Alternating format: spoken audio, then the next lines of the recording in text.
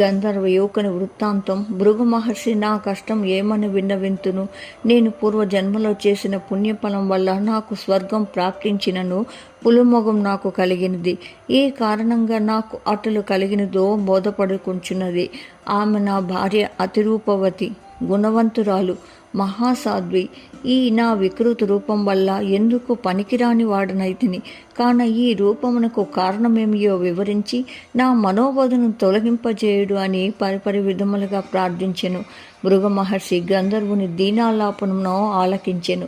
అతని వృత్తాంతం వినగానే మృదు హృదయము కలిచివేసినట్లు అయింది. ఆ గంధర్వునికి ఎట్లయినను తన శక్తి కొలది సాయం చేయవలనని నిశ్చయించుకొని ఇట్లనెను: ఓ ఈ గంధర్వ కుమార, నీవు అదృష్టహీనుడవు. అదృష్టహీనత వల్లనే నీకు ఈ కష్టదశ కలిగింది. పాపం, పేదరికం, దురదృష్టం అను మూడును మనుషుని కృంగతీయును.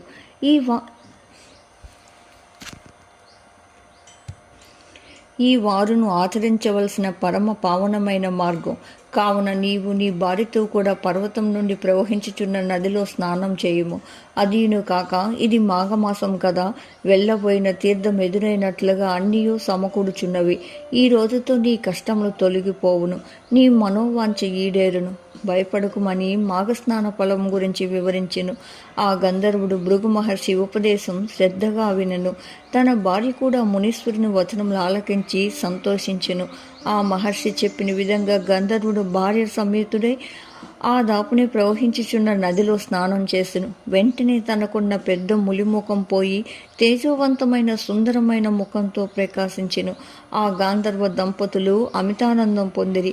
అంత వారిద్దరూ భృగు మహర్షి కడకు వచ్చి సాష్టాంగ నమస్కారం చేసిరి. భృగు వారులను దీవించి పంపివేశను.